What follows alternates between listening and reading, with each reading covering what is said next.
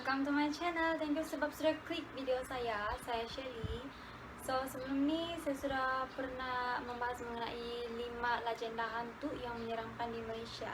So, kalau mau tengok, kamu boleh pergi ke previous video saya sebelum ini lah. Oke, hari ini saya akan membahas mengenai Mati Suri. Oke, Mati Suri ini dia orang yang telah meninggal dalam jangka masa yang pendek, kira-kira 8 jam pendek, tapi dia hidup balik. So, let's start it. Oke, yang pertama Angie Fenimore. Oke, Angie Fenimore nih dia pernah bunuh diri pada tahun 1991 di bulan Januari. Oke, sewaktu dia menghembus nafas dia, ya ingatan terakhir yang dia ingat merupakan gambaran atau imbasan kehidupan dia sebelumnya lah. So, apa yang dia lakukan sewaktu berada di dunia tuh dia akan nampak semua di depan dia. And then tidak lama selepas itu dia tiba di suatu tempat, yaitu tempat yang sangat gelap, sehingga kan dimanapun dia pergi, dimanapun dia jalan, sejauh manapun dia jalan, dia tetap akan nampak kegelapan.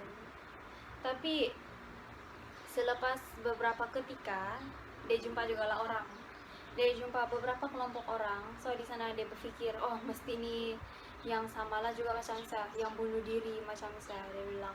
And then dia macam try lah pergi bercakap sama orang ni. Dia jalan and then dia coba untuk berinteraksi dengan sekelompok orang itu, tapi dia orang langsung tidak bagi respon. Dia pun macam yang dia rasa sedih lah. So selepas tu dia berjalan-jalan, tiba-tiba dia berada di suatu tempat, yaitu tempat yang sangat luas. Di sana dia dapat nampak beberapa orang. Dia nampak orang-orang yang sedih, yang depresi, yang sangat boleh katakan sedih, sehingga kan mereka tidak mampu untuk berinteraksi di antara satu sama lain. Dan Feni ini pun tidak lama dia terbangun dari mati suri dan dia balik. Oke, yang kedua Azlina. Azlina ini merupakan mahasiswi di Sekolah Tinggi Agama Islam Riau, Indonesia. Dia telah dinyatakan meninggal pada tahun 2006. Dia meninggal selama 2 jam, 2 hari, 2 malam lah. And setelah kematian dia tuh, pakcik dia ada bagi tahu bahwa Azlina ni dia memang sudah lama mengidap penyakit hypertiroid. So macam tidak heran lah kalau dia meninggal sebab dia memang sudah lama menderita tu penyakit. And pengalaman yang sempat dialami oleh si Azlina ni, dia ada bagi tahu bahwa sewaktu dia sudah terbaring, just ada malaikat datang, dia pegang kaki Azlina di sebelah kanan dan dia tarik nyawa si Azlina lah, macam dia tarik roh Azlina keluar lah. Di sana dia ada bagi tahu bahwa waktu roh dia dicabut tuh, perasaan dia sangat sakit, seolah-olah kulit dia tuh kena siat dan dimasak dengan minyak yang panas. And bila sudah dicabut, Azlina pun sadar. Dia bukan bangun balik, belum lagi. Apabila dia sadar yang selepas dia dicabut, dia dapat melihat orang sekitar dia. Dia dapat melihat tubuh dia yang berbaring, dia dapat melihat pakcik dia, bapak dia. And then tiba-tiba ada 2 malaikat datang. Dia bawa Azlina ni jalan ke suatu tempat, ke suatu cahaya. And sewaktu berjalan tu, Azlina sempat melihat orang-orang yang diseksa dengan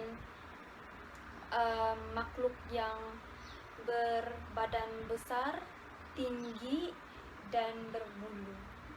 Oke, selepas melimpasi orang yang diseksa tersebut, Azlina pun tiba-tiba dibawa berjumpa dengan seorang malaikat, yaitu Red Woman, di mana dia mengaku sebagai amalnya si Azlina. And then bila dia sudah ikut si Red Woman ni ke suatu tempat, Azlina ni tiba-tiba dia mendengar ada itu ada bunyi orang sedang berdoa di sekitar dia. Dia mendengar bunyi doa, and then dia dibawa lagi jalan oleh drag woman tersebut ke suatu cahaya yang sangat terang, dan dia pun kembali ke tubuh dia. Oke, yang ketiga nih Didi Dukun. Didi Dukun nih dia sama macam Azlinda tadilah, dia berasal dari Indonesia juga. Tapi cerita Didi Dukun nih dia ada biasa sedikit daripada dua tadi tuh. Dia tidak rasa sakit atau atau melihat orang yang diseksa lah.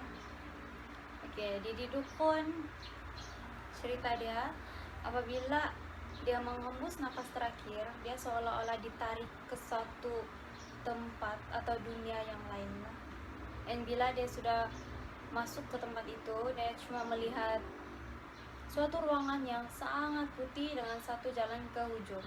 Jadi dia pun ikut jalan itu, dia ikut jalan ke ujung, dan apabila dia sedang berjalan-jalan, dia tiba-tiba mendengar ada suatu teriakan yang sangat kuat, dan tiba-tiba badan dia ini seolah-olah ditolak ke suatu tempat yang sangat curam.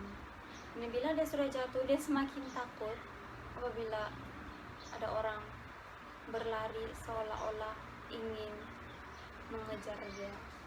Didi pun dengan pantas berlari sehinggalah dia melihat ada satu ruangan atau boleh dikatakan terowong. Dia pun berlari sekuat mungkin memasuki terowong tersebut sehinggalah dia pun terbangun dari mati suri. Oke, sampai sini sudah cerita sehari ini. So, kalau kamu like atau suka video saya, jangan lupa klik like dan subscribe to my channel.